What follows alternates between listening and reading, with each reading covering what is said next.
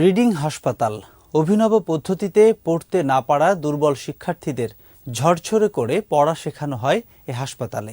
এখানে চিকিৎসক, নার্স সহ নানা চিকিৎসা সরঞ্জাম দিয়ে অভিনয়ের মাধ্যমে পড়া শিখছে শিক্ষার্থীরা।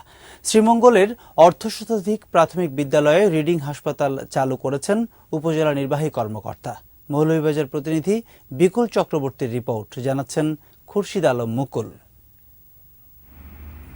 রিডিং হাসপাতাল, একটি বেডে 4 জন রোগী, তাদের সেবায় নিয়োজিত একজন সেবিকা, পাশে দাঁড়িয়ে দেখভাল করছেন একজন চিকিৎসক। হাসপাতাল বানিয়ে খেলার ছলে দুর্বল শিক্ষার্থীদের এমন করেই শেখানো হচ্ছে পড়া।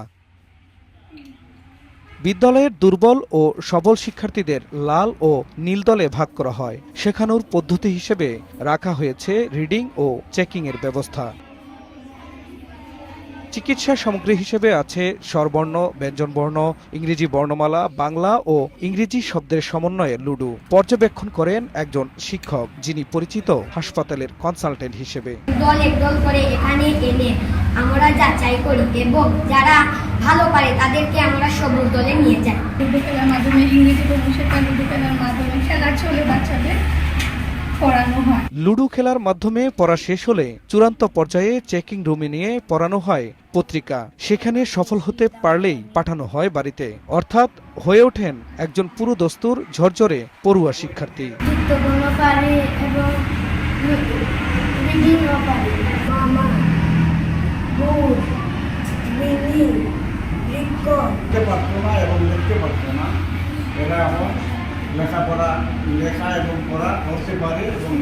দুর্বল শিক্ষার্থীদের পড়তে শেখানোর এমন অভিনব পদ্ধতি শুরু করেন শ্রীমঙ্গল উপজেলা নির্বাহী কর্মকর্তা আলী রাজীব মাহমুদ মিঠুন। কিভাবে এ চিন্তা মাথায় আসে এমন প্রশ্নে তিনি জানান, বিদ্যালয়ে পরিদর্শনে গিয়ে শিক্ষার্থীদের পড়তে না পারার বিষয়টি তার নজরে আসে। যেহেতু বাচ্চারা পড়তে পারছে না, তাদের মানসিক চাপ তৈরি হচ্ছে, এই কারণে ঝরে পড়ার হারও বৃদ্ধি পাচ্ছে।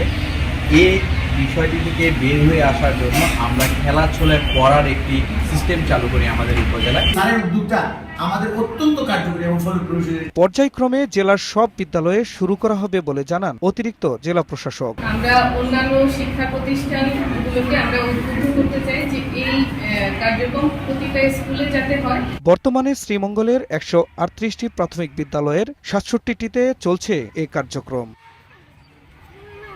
খুরশিদ আলম মুকুল, 21 টেলিভিশন।